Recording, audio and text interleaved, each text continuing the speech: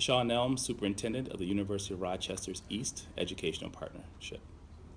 Yeah, so I was fortunate enough to attend neighborhood schools in Buffalo, New York, and one of my first administrators was Dr. Dixon, who's an African American male, who was actually the first person of color that I can remember who actually had earned his doctorate.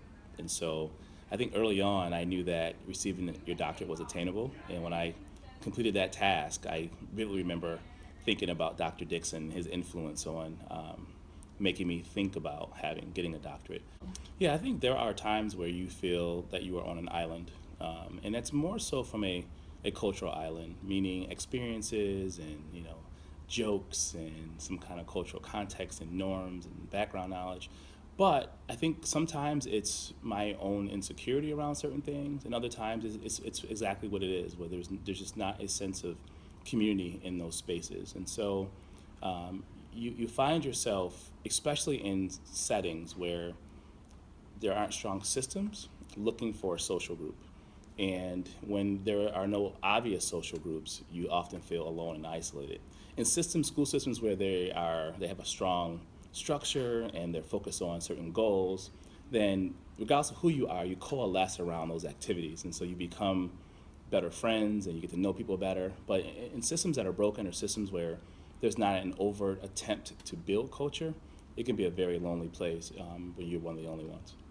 I would say that in our community, I see that access is not always available to people of color. And by that I mean to be a superintendent, or be a well-balanced superintendent, you should have experiences in finance, experience in curriculum and instruction, as well as experiences in human resources. And what I typically see in suburban and urban schools is that African Americans, particularly African American males, are typically positioned in human resources positions where there's more social interaction and it's more of a people, person, business. But the two most important positions, I believe, that being in curriculum and instruction to drive the academic program, as well as finance, you don't see very many people of color at all. And I always found that to be a bit peculiar, that the positions that are the most rigorous and demanding and that require the deepest level of understanding, you don't see people of color being trained in those positions. And it's something that has to be addressed. Yeah, I think that school culture has a huge impact for all educators, but particularly for those people of color. If it's pretty clear when you're in the minority group, when a culture is not diverse or welcoming or accessible. You feel it in the most obscure things, like not having Black History Month or not celebrating Women's History Month. You see it sometimes in facility programs. So if I'm an individual who is transgender or I identify differently and there's a new building construction, we don't have gender neutral bathrooms, it's a clear sign that that level of diversity is not accepted, understood, or cherished. And and then there are overt things as well that you see when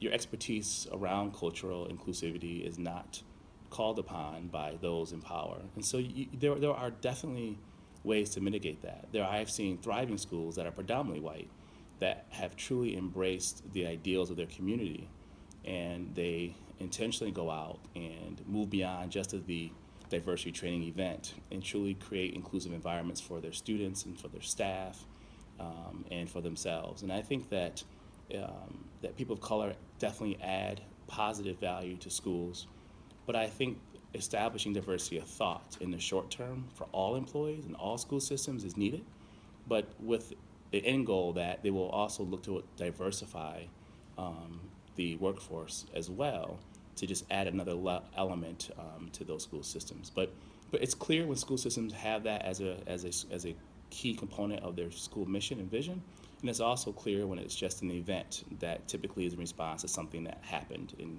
a complaint or a letter to the board. Yeah, well, I think that there are some beginning efforts right now in New York State. There's some diversity task force being put together for not just the promotion, but the development of people of color in education.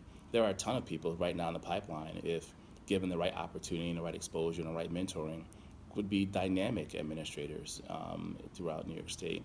But if you're in a community or an environment where your qualities are not nurtured and then advanced, then you get stuck.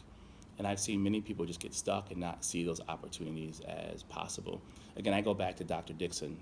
As a young child, I met this guy who had his doctorate, and it gave me at least a notion that I too could be that. Well, if there are people, teachers, young teachers sitting in classrooms who want to become an administrator, and they never interact with someone of color, and they never see the promotion opportunities of people of color, then at some point they start to question if that's the space that they should be, or the place that they are welcome to be in.